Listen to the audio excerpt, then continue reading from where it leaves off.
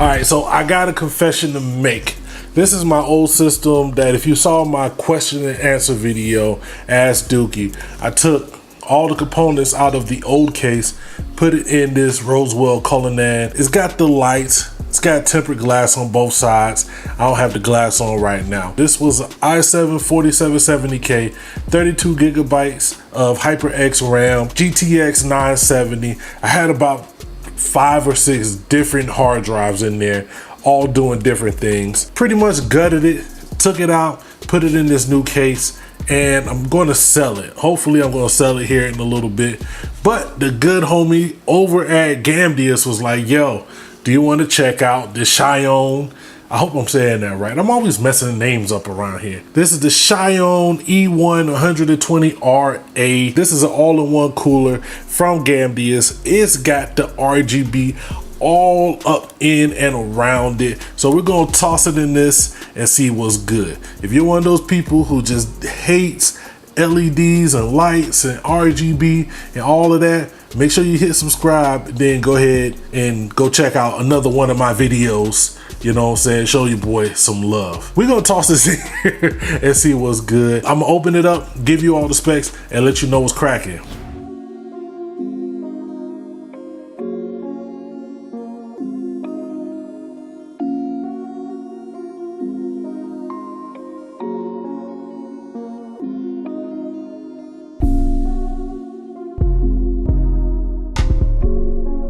Alright folks, I had to break up in here. As you can see, my clothing has changed. It's actually been a few days since I started this video. Let me just say something, man.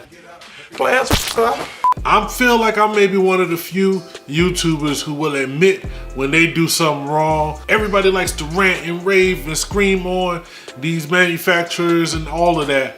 But they don't really admit when they were the ones who messed something up. Now, as you saw, most of the installation went pretty flawless. I set it up, got it up, I booted into Windows, and I noticed my temperatures was crazy. I was like, what's happening? It is 91,000 damn degrees. This is too goddamn much. My CPU was sitting at like 98, 99. Something is going damn wrong. Now, I will say this. This is a combination of something that I think could be a little bit better.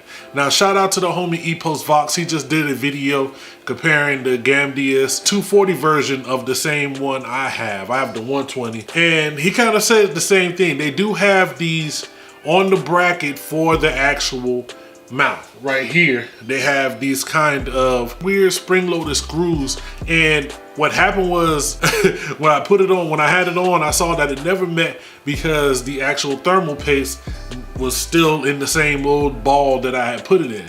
So took it all off, and in the process, I don't know what I was doing, man. I was just Hulkamania, you know what I'm saying? The guns was just on point. I happened to break off one of the screws. But I got in contact with the folks over there. Shout out to the homie Mick.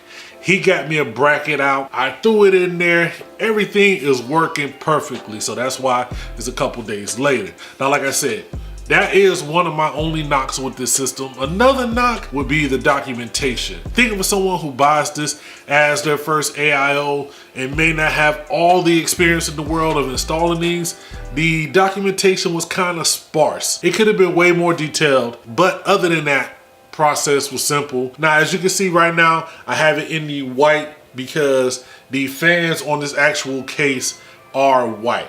What I plan to do is, I actually like this design with the 2 rings on the fans so much that I will be getting another pack of their fans just to toss in so I can have the full complementary RGB setup. So if I was to turn off these fans here in the front, you probably won't see it because it's blocked.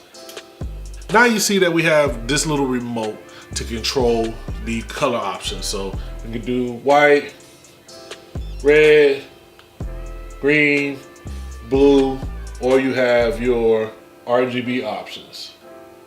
That's pretty much how I would leave it on. I think most people will leave it on that. I think the fans are worth the price of admission. Like I said, I plan to buy more and deck this case out.